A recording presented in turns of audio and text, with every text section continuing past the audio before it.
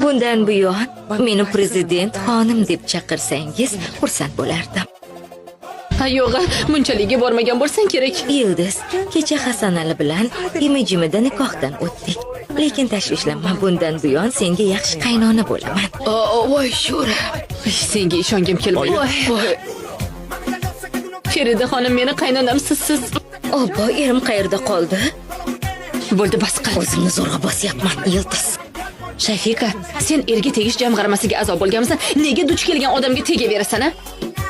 Aslida oila qurishga qarshi edim, lekin ko'nglim shahzodasini topdi. Voy, yo'q, unday demadi.